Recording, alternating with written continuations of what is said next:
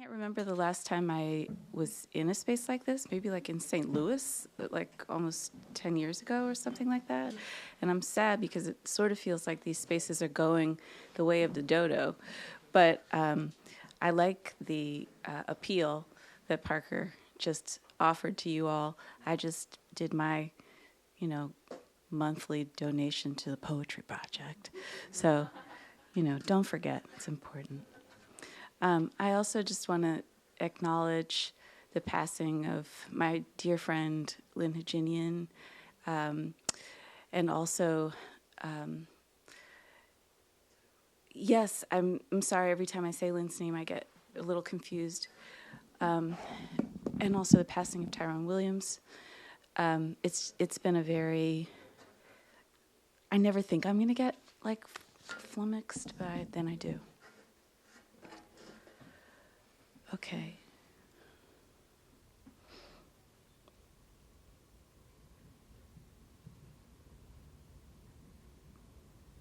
I'm such a crybaby. I'm sorry.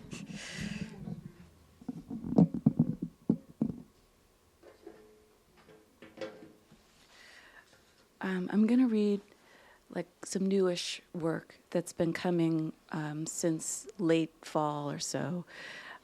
This poem is called Freaked, which is a word that's spelled HFREET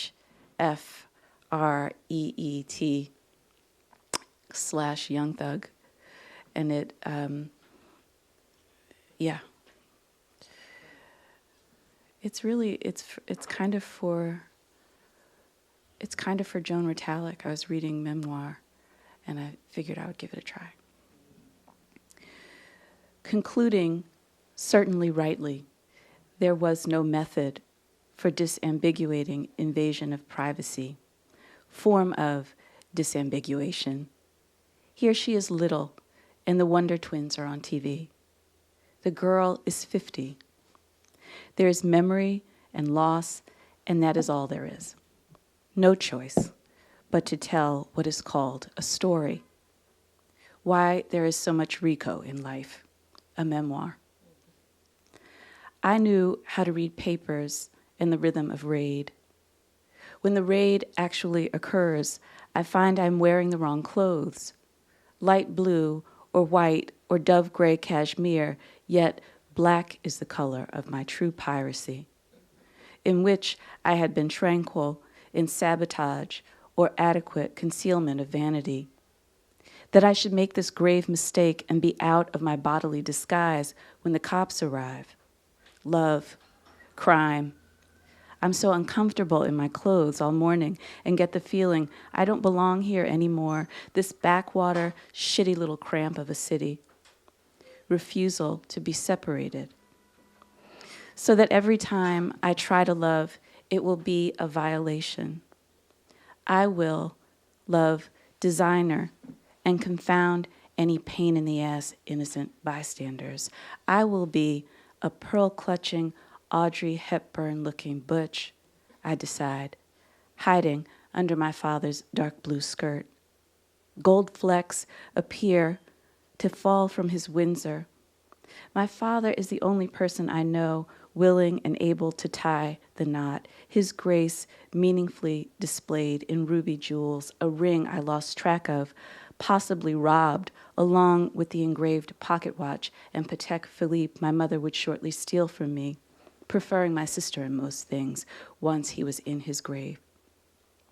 Once, someone came into the house, once he was dead, and brazenly robbed my mother of the jewels in her safe, unironically stealing what my father had been barely able to get. The boldness of the theft of his personals, insulting because it was so easy to snatch anything from her. My mother's house quickly became a comedy of insult and crime. Criminal widow, easy target. At least they waited until she was not there, presumably unwilling to brutalize her, as she was a completely blameless wife. They simply walked in and took all the jewelry he had ever given her. Vultures take so much from my mother, like 40 racks in cash. The thefts kept happening. Finally, she leaves. Please leave. It's not safe for you here. It's not safe anywhere, Mom. Everyone knows you don't understand crime. After he was dead, we both read the transcripts. I mean, from the 2 years of wiretaps. I lose track of these in the process of fleeing. The papers that record the recordings lose the photograph of my father in the Inquirer, very nearly dead, yellow in the face, fighting me on the street moments after the scene in which he pleads not guilty and reclaims his wallet in the guts of the federal courthouse. We had to squeeze by Beanie Siegel, also in custody that day, to get into the property room. The photograph would show my father melting away. In an uncharacteristic and unbecoming brown suit I assume he got in Detroit, where he often hid with his woman. I should have known something was really wrong when he stopped wearing wingtips from Ferragamo, because my father's taste was unchangeable and perfect. I hated him in that moment. He hated me too. He is scowling, but probably he was in pain, and I was refusing to get in the taxi or take any more orders. My mother was crying. I lose everything in my unwillingness to pay the storage bill. They take it and maybe burn it or sell it all. I have no idea. So 2 agents appear at the door of the enterprise my father built. At ease only within the language of Fulton County's indictment, rackets shoehorn me into the spotlight of truth. What speaking can occur if no definitions are in the air? Forcing catastrophic collisions with survival instinct. I tried to say this a while ago, badly explaining the forces released by the statements of young Vince Staples, who is very good at that kind of poetry indeed. I'm in reception, fretting about my clothes, noticing the receptionist is manic, wondering why the guy who hired her can't see she is ill when the cops come off the elevator. Plainclothes police are readily identifiable by the way they step without looking at the ground straight toward you. The carrying gait is part of it. The weapon creates an awkward sense of appenditure, warns, an unnatural dispute which cannot really be called a dispute. The mismatch of powers is too gross. Will take place if anything goes awry here, if you don't get on the ground. When I think back on the first time I was called to testify in a conspiracy trial, I can't think of a good legal reason for me to have been there. It wasn't alibi testimony they wanted, but character. I wasn't a good witness. I didn't understand the extent of my friend's jeopardy. Who calls a 19-year-old fancy, lovesick black girl with a short fuse as a character witness? In a firebombing case, in federal court in Middletown, Connecticut. Who? Once I was born in the county seat of Middlesex, another Eds and Meds town, exerting undue romantic influence over how I came to love him so much, and wasn't his girlfriend either. His girlfriend was the dumbest girl I had heretofore met. Perhaps you see a pattern forming here. Oh, maybe we were together that night. I'd have to look at the transcript. Memory fails. Maybe he told me something relevant about the insane person who actually committed that crime. My friend's lawyer is dead. He admired and trusted her. His judgment to this day unfailingly correct. So I wasn't his girlfriend, ever. Rather, I was a strategic partner in political economy, his lover for the rest of my life. In the morning, reading the Fulton County papers, going back and forth between Trump and Thugger, I'm stricken by a rare case of diarrhea. By process of elimination, identifying the cause as unfamiliar doggy box burger, not the cremant, 3 ounces, the export A's, 2, or the chicken stock it takes 3 hours to make from scratch, for Isaac. Frozen for good measure in the event his father returns him with fever 7 times this year. These idiots have not overwhelmed my iron gut after all.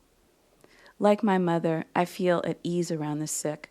I'm sick too in various ways, so are we all. Why should not sanity be under attack? We are not only meat. So goes the logic of my history.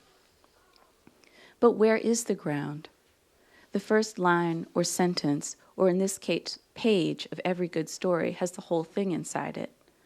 The intimate status of my government name or its reorganization in a sanctioned form of attachment. You are nard, unfunk, slime.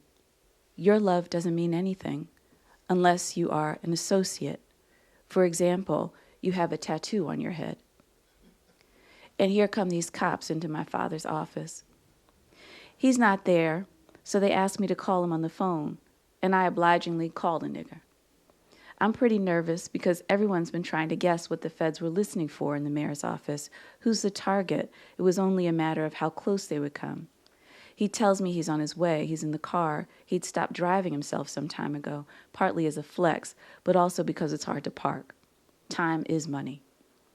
They wait in the small conference room, and my dad gets there pretty quick. I must have been waiting for him because I remember the ding of the elevator and watching him move surprisingly fast into the purple room where he usually sat for his manicures, and a couple of white guys in so-called suits who I couldn't describe now if you told me, if you paid me. Maybe 2 guys, maybe 5. Less than 20 minutes in there. I can only say what he told me they told him because I wasn't in the room. He said they had a lot of recordings, almost 2 years, and he had a choice. He could do the right thing or they could ruin his life. And he said, fuck you, or the equivalent, and came out of the conference room. And I was trailing him, jogging behind. He was very fat and I was very thin, even for the both of our fat and thin, because I had been running so much and he'd been eating so much. But he was still faster than me. We went into his corner office, which was very grand, classy despite the decorator's passé color choices, and looked onto the Union League across the street, closed the door behind us. There were probably 10 people working that day in the office. Most went home. I stayed with the other lawyers, holding whatever line we pretended there still might have been. My dad left immediately, of course. I can't remember whether he was even there when the whole wagon of them showed up to search every inch of the place all day and into the October evening, taking what they had warrants for, which was everything. It looks like you see in the papers and on TV, things he had to tell my mother and the other one. All things in moderation. Fuck this fucking diarrhea. I'm heartbroken and alone. I pour myself a reasonable glass of wine and put on Chief Keef text. The answer is no one cared about the secret sex in the particular circumstance of the earlier crime. Had I been secretly screwing a politician, they suspected, I would have been prosecuted. I would have been acting in furtherance of the interesting conspiracy alleged to have taken place, but I never did that and was merely damaged by criminal relations I both refused and was excused from by a loving parent. However, I was actually screwing a person everyone thought was mad and was mad, so disregarded, an inappropriate, unworthy nut, the person who told me the truth about my father, mad as a hatter, love. Once, Graterford Prison was a place of utmost importance. Magical conversations happened behind the guard tower between men and my father, who had the power of escape. Evidence suggests I am better than him because he is dead, thus not in jail. If action contrary to instinct can be wise action, gang, a sign, a twitch, an alarm, I confess I love a liar, a conspirator. I confess I don't believe or love right. Secret sex that had to be confessed to my mother, desire ever torturous and between. Unlike a prosecutor, I am curious about the facts. 3 times I saw his enormous planning power in arrest. He was fierce, calculating, explosive, the anxieties of the bourgeoisie beneath his notice. He did not hesitate. I was and am an anxious bourgeois. My constant misery disgusted my dad. Although I was and am exactly what he made me, he did not account for personality. In reading order, once, while we were alone in his office right after the cops came, "Can I call Arthur?" He said, "Give me a minute to think." Nothing. He put his head down, looked out the window for a bit, gave the go-ahead, and I dialed. I don't think he was thinking about legal jeopardy. I think he was thinking the jig was up with my mother. I was wrong, obviously. My father was not in need of instant legal advice, though he did need a body, since he knew exactly what would happen and he chose death, which was not what the cops meant when they said, ruin your life. This was the man who talked me through panic attacks, STIs, gave in general the most practical advice I have ever heard about male predation, who gave me a black eye when I dared to stand up while he was talking about sending my brother to military school, and I told him my brother couldn't take that shit. He was able to choose death, and I understand now he never expected to live at all.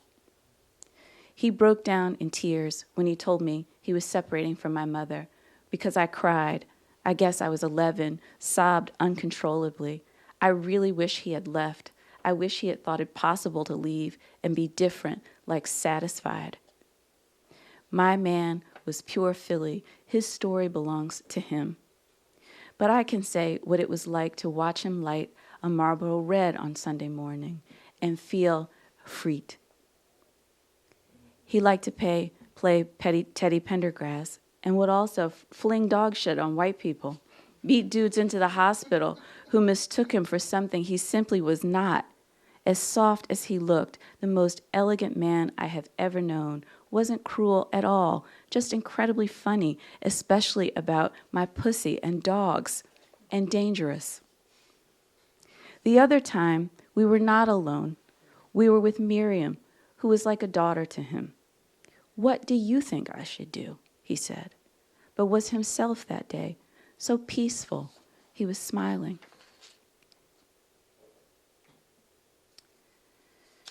Hand-to-hand pass. One of the Williams motions in limine recounts the hand-to-hand pass of several Percocet. This brings to mind the word for activities I do, roughly grouped by the goal of my son's thriving, caregiving. This misnames that contribution. It is a disgusting fiction regarding the activity of mothers who live outside the couple form, the white couple.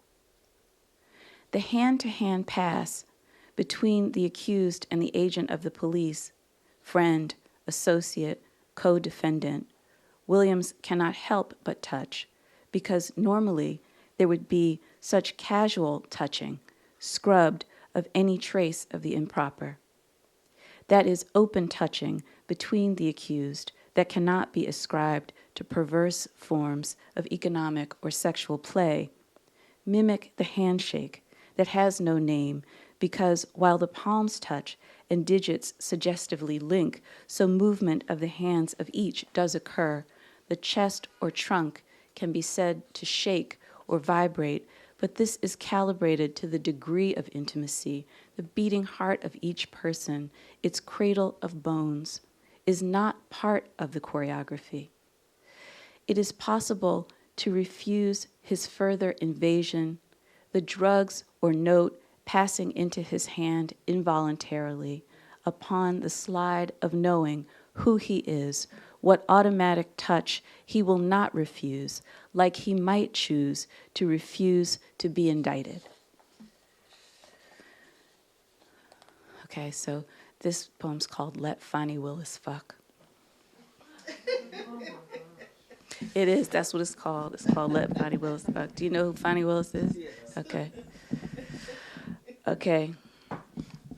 I'm always waiting for somebody to be offended. Apparently somebody is actually offended. Okay. I recently clocked in to interview a very famous person at not even half the worth of my time, given the need to corral precursively a completely wild feeling inside my head Over and over, he would insert just before the predicate noun he chose to describe what were in fact indescribable riddles, irreducible forms of trouble, violent confrontations between the inside and outside of a given living host. What he has done is eliminate a reductive grammar from the realm of pictures. This is about Arthur Jafa's films. It is his achievement. It is not emotional, not like what I do. Generative of envy. The technological glamour of its work, its digital appendages, awareness of envy, just printing, for example, the edit suite that has to be consulted along with several of the world's great technicians of pictures in order to isolate what he sees as possibility, to learn that the machines cannot make it possible then, just returning to performers who breathe air, straightening or white silk, blouses, mannered yet penis-bound femininity, this floral threat he understands surely is against minimalism or reduction as a poetic principle. It is excess, even excessive. Hey, look, it's only genius. It's only, say, no one else can steal the way I steal. It's nigger sleight of hand, the curator thinks. It's historical. We'll let him have it, I think. I'm sick of hearing about that man's international power, the way his name arrives in conversation, a fire blanket unfurls between Roman columns.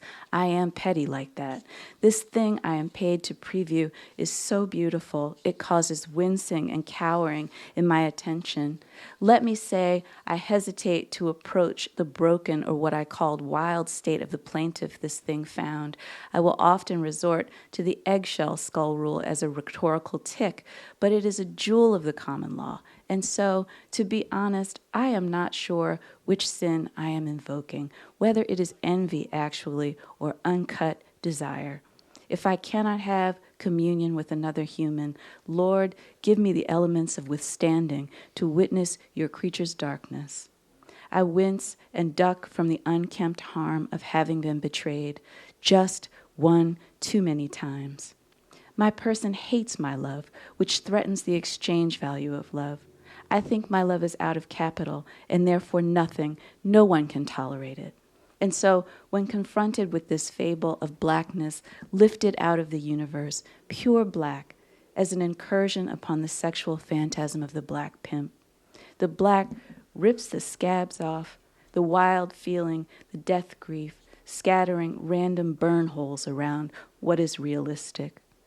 The way I wake up to Chase's rude warnings regarding my insolvency, and the nightmare white woman who has been offered freedom to assault me keeps shrieking, "Whore, what am I supposed to do?" God, I am such whore. Ready-made, perfect toilet. This scenario wherein the child whore is redeemed by a moralistic psychopath. Is this it? I do want to be taken by a black wave made of something there is no name for. Thank you.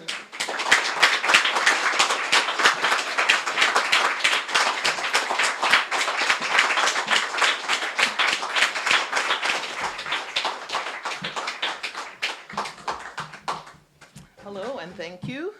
Real pleasure to be here during this fast visit to New York. And it's a pleasure to read with Simone. Thank you. It's a pleasure to be reading with Simone, who gave us an example, a wonderful example, of the unreliable narrator.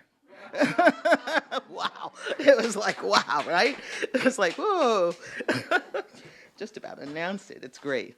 And also, right now, I'm fascinated with this idea of narration and all of its many dimensions. And it was a wonderful example. Really beautiful. Thank you for it. I'm going to read around. I have some new work, but I'm going to start with some old work, and I'm also going to take note of the time. So let's see. Here we go.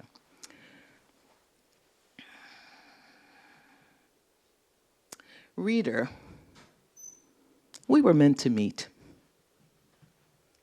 and not disappear in the dredging. The edited ledgers omit antiphonal groans.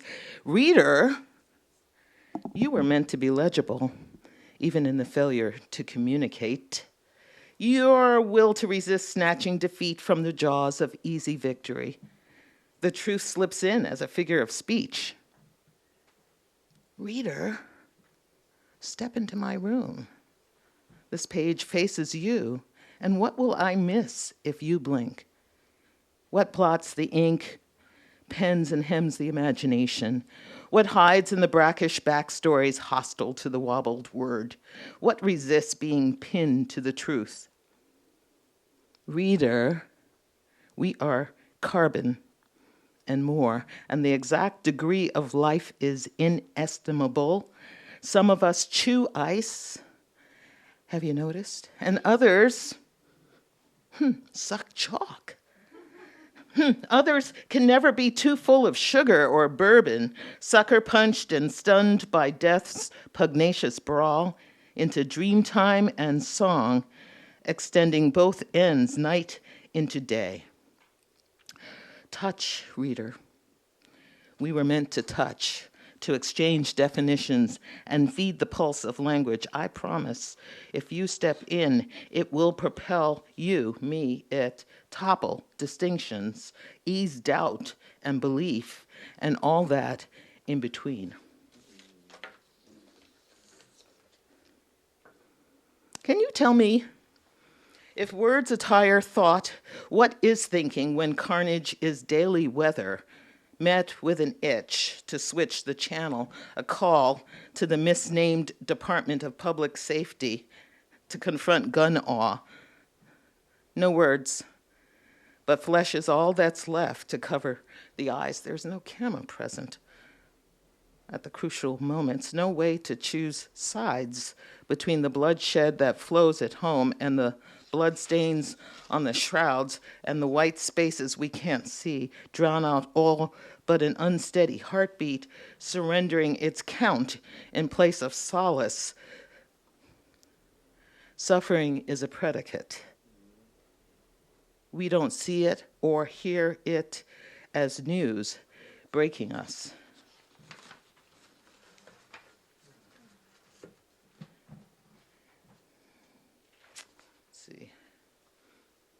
Oh, also, I didn't bring it with me, as a commemoration of thinking about Lynn and thinking about Tyrone, Lynn Haginian and Tyrone, I pulled some quotes, I think. And what did I do with it? Oh, here. I'm reading from Lynn Haginian's, I think, last publication, Lola, the Interpreter, was an efflux.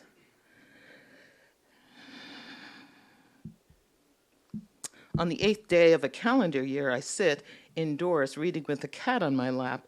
You could doubt the truth of that statement on multiple grounds, but let's stick to the overt untruth of it. I claim in the sentence to be reading, but the sentence is written in the present tense, so I can be reading. I can't be reading, I'm writing. This problem can be remedied, and I'll fix it. I sat reading with the cat on my lap. There, I have cast it into the narrative past tense. I could continue. I could perhaps say, right, something about my sensations as the cat purred.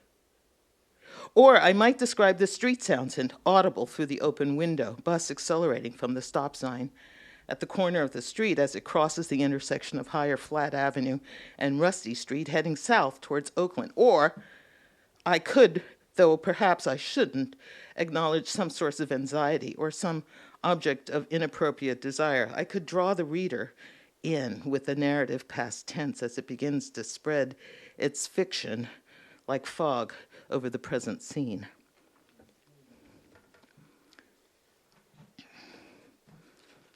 Somehow seems to be, for me, in conversation with this. How did you get your name? I am the second daughter of a second daughter of a second daughter.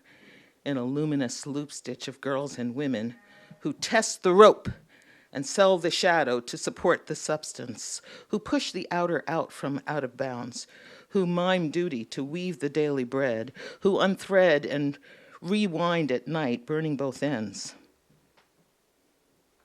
We learn never to turn our backs to them lest they underestimate us. We never let them assume and erase us, the them that consume and appropriate us, them that see my body as calculus, subtract the profit from the sacrifice to their unquenchable God, an almighty dollar, pence, and pound of flesh, for whom no labor is ever enough, demanding the can't see to the can't see.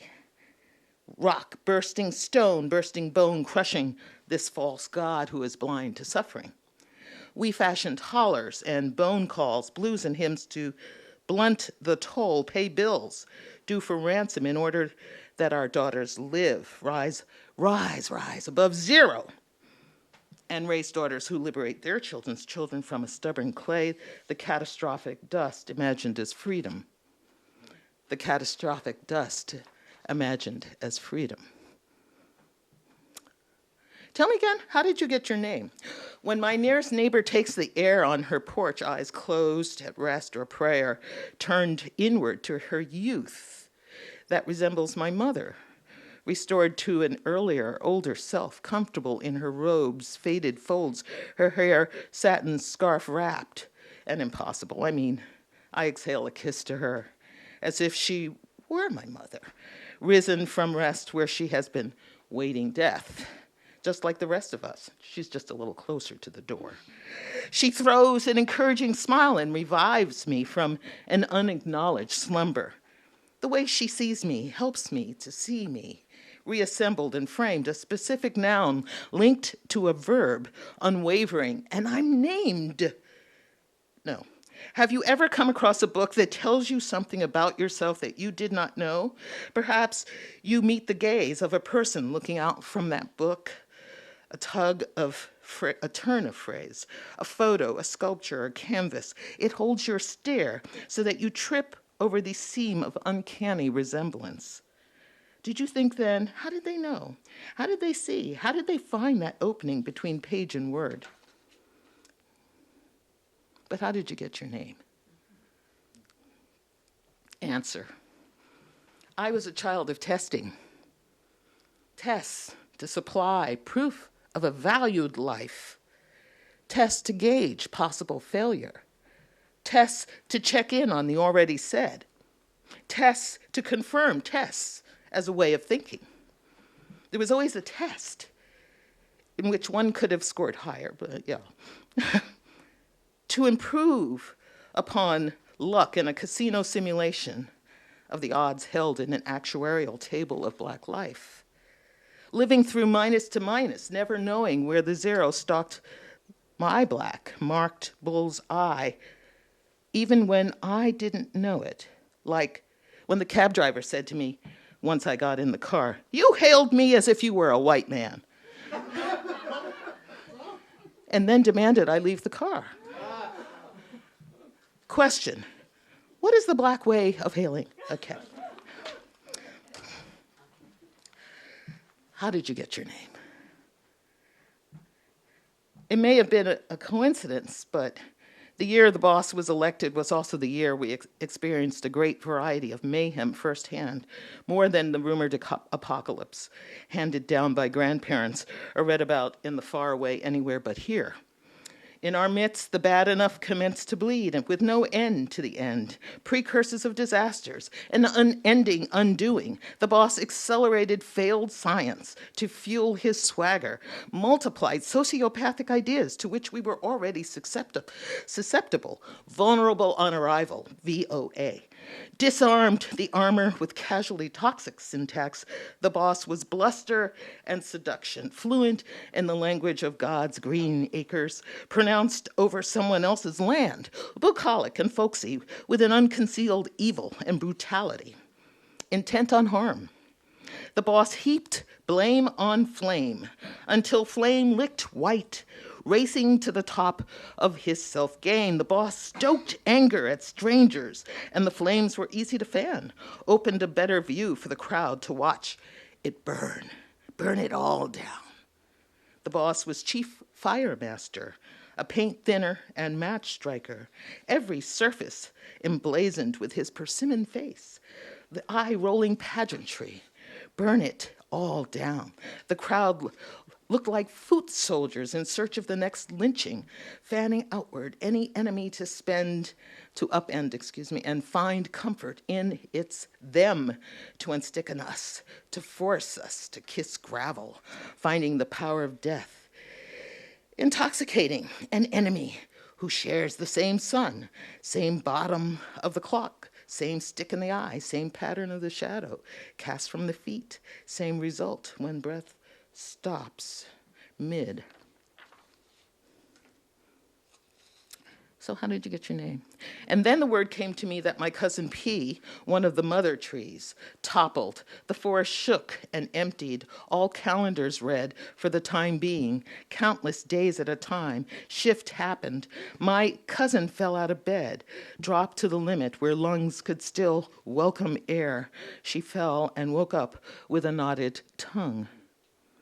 Her adult child found her, took her sigh for her habit of keeping words tucked in her cheek, took her restraint from taking the bait as consent, and her green life nourished by air, rain, debris, her epiphyte life mouthed a silent call for help, shaking the world to its roots, her undoing, unheard until morning.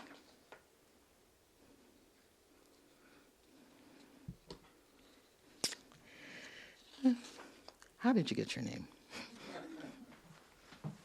Story is told of a girl of whom they said the moles across her face were like stars, beauty marks or nova scattered across the galaxy, a constellation silhouette, a goddess's retreat into black curtained eternity, her limbs extended like willows drift towards the bottom of rainfall, visible only half the year, and then in a beauty of extinguished meteorites, exchanging immortality for silence.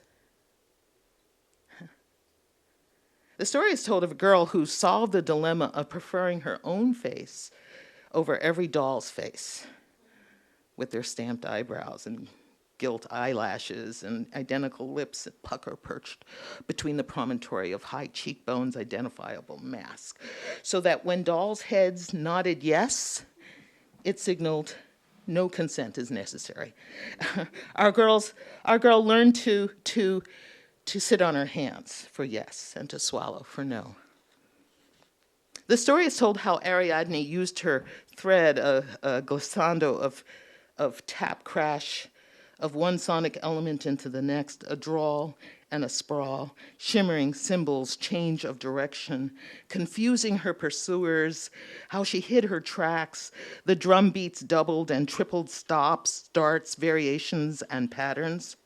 I decided to tell stories as they are told to me, not exactly as told, but as I heard their sharp edges, throats shaking and imagining, a 15-year-old girl telling and hiding behind rage-canceling memories, a fully grown woman who has lived most of her life planted in the walls of her home,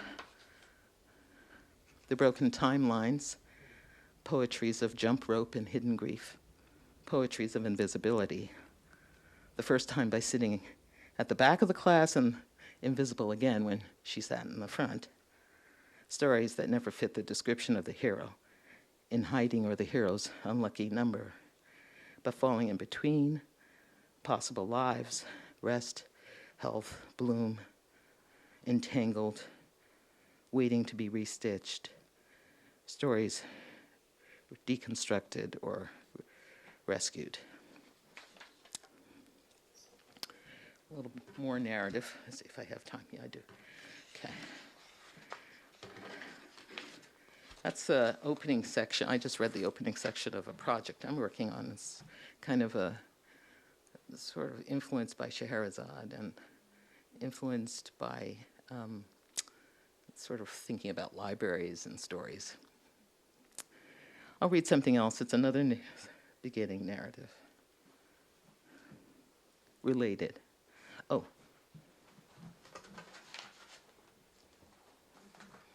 It's for Tyrone.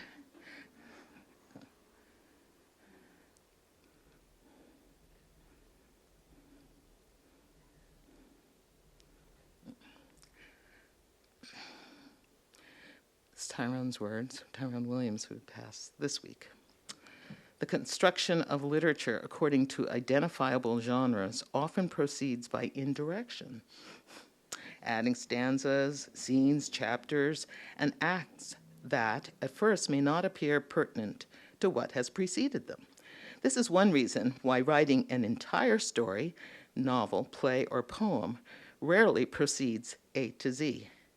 This is also why the so-called first genre of composition in the West, poesis, literally begins, as we recall, as, no, excuse me. This is why, I jumped. This is also why the so-called first genre of composition in the West, poesis, literally making, suggests that even storytelling and poesis begins, we recall, as an oral tradition, is a type of making, perhaps a kind of making up, or as was said in the early 20th century, Southern Black cultures, a way of telling lies.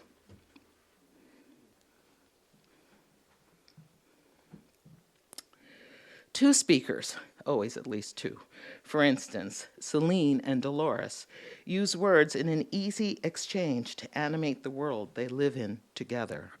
The she said, and then I said, are the audible companions of the unsaid. They find that their words mix it up. Water catches fire. The earth is skybound. Smog, smoke, and fog share a disturbing similarity, and some words generate a much deeper gulf than anyone would have reckoned. Dolores supposes her language surfaces and unseals a ghost. She stays busy casting citations as if they were spells. Footnotes thread her texts, and she is known for her authorial clairvoyance. Celine speaks aloud in her sleep, reading from the subtitles.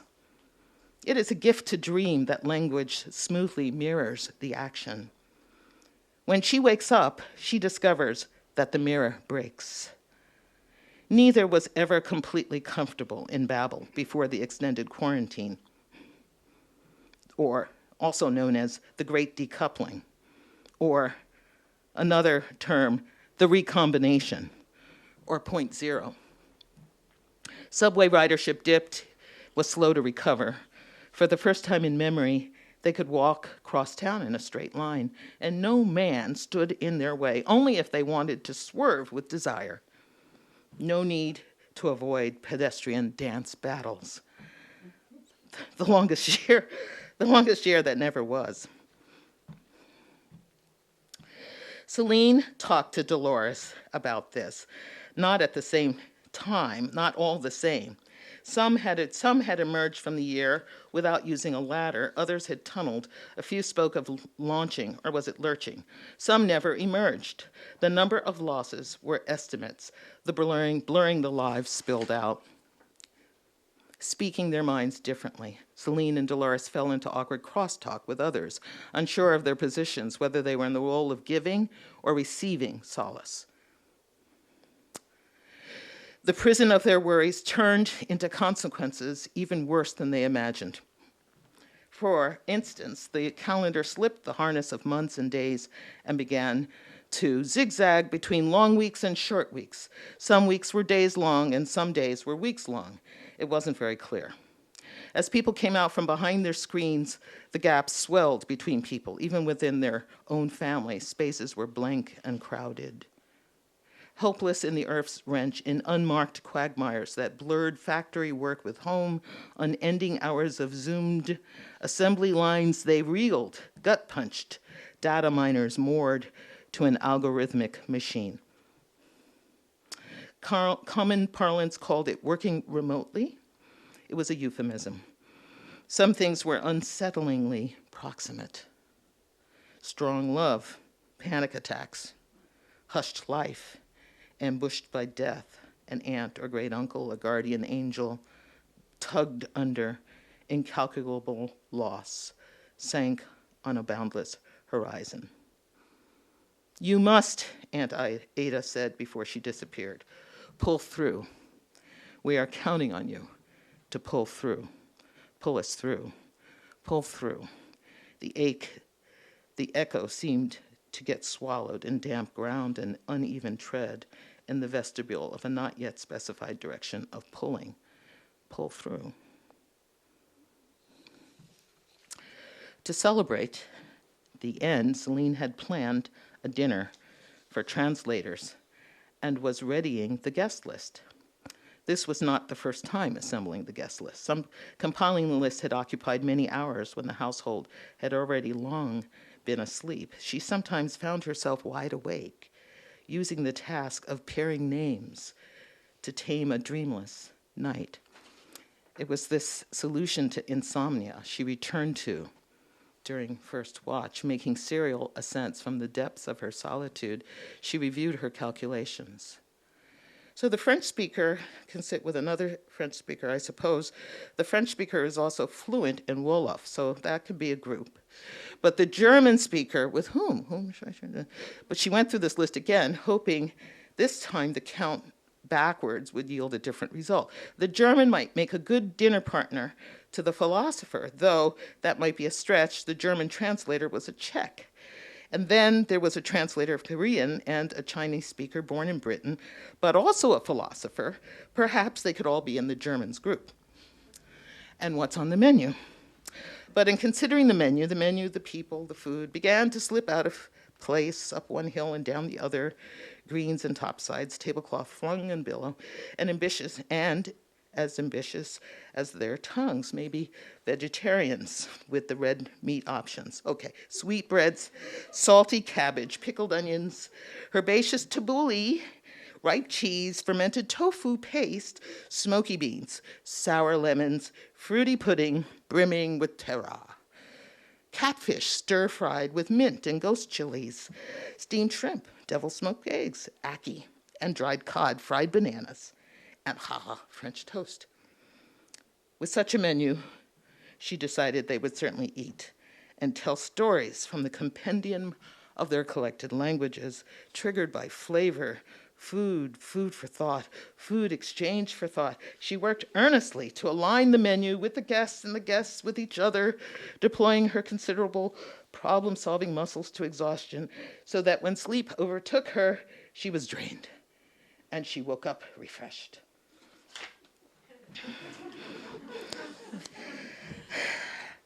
See.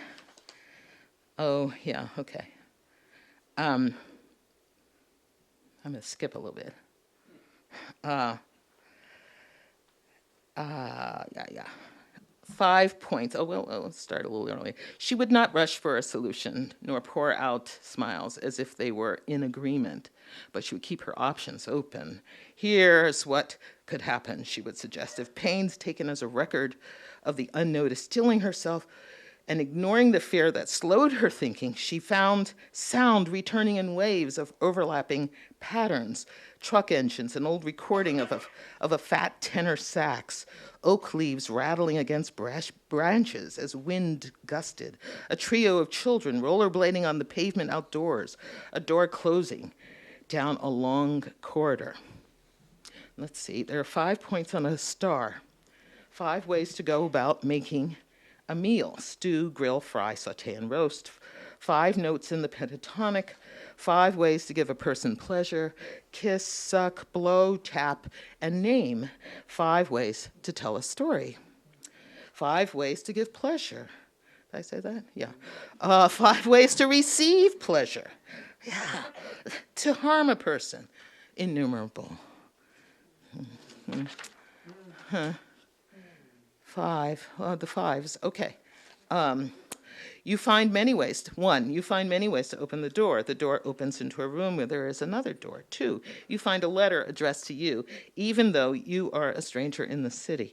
3, dear one who was loved but is now dead, I still hold pieces of you, your words spoken here in a book where we left off. 4, unexplained piano music situates itself over strings, set erogenous zones tingling to the life just above the ankle, above the heel.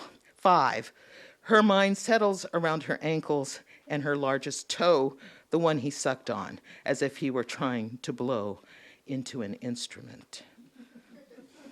5, 1, don't be cruel, be liquid. 2, limit pouring the unlimited pouring.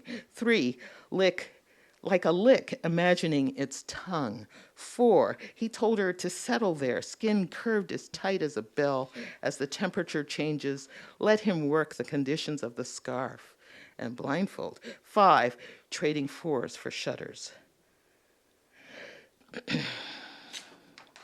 5 ways to fool the ear. 1, stare directly into the person's face as they speak. 2, speak but let no sound escape. 3, use the hands to express excitement, that should be the word, excitement. 4, throw your voice from behind the door. 5, toss in the towel without saying so. Oh, okay. Let's see what our time is. Okay, 2 more. Which 2? Okay. It's a table of contents for my project. There are 3 movements. The world as we find it.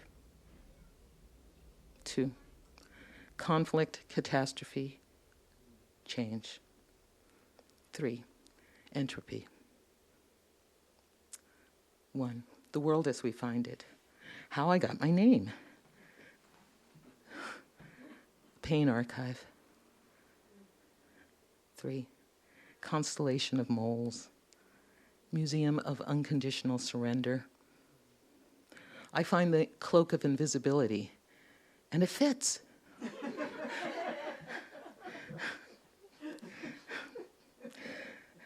Second section, conflict, catastrophe, change.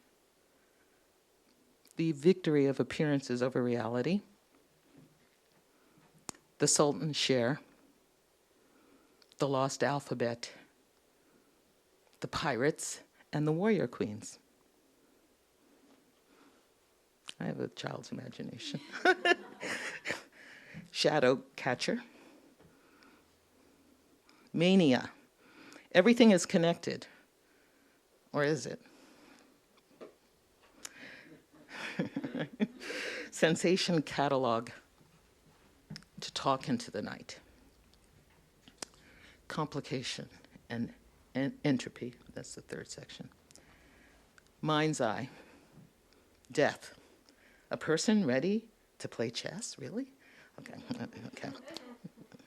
Breath. Sensation catalog 2. Testing the ground. Tilling the ground. Loopholes. Harriet Jacobs and Mikhail Bakhtin. Loopholes. Harriet Jacobs and Mikhail Bakhtin. For those who know. And then finally, the Maroon Shakers. Okay. Last poem. Lines set afloat towards hope. During that recent time when most of us lost track under the stun of an unmarked virus, I asked myself how to mark the end of the day after the day. We begin the world again, mark each day with a difference. For good, no such. Afresh. How to lean into love, and how do we gather again to honor those lost out of time to still open graves? And how would we take up the thread and web the abraded world, remembering to draw breath, discover together that words are lost cousins raising up unmarked consonants, continents. And who would I bring to the table? And who would I invite from the edge? Who would I invite to come out behind masks and remind us pages bloom with many fingerprints, authors and readers, the speakers living and dead, in words watered by rain and by tears. Thank you.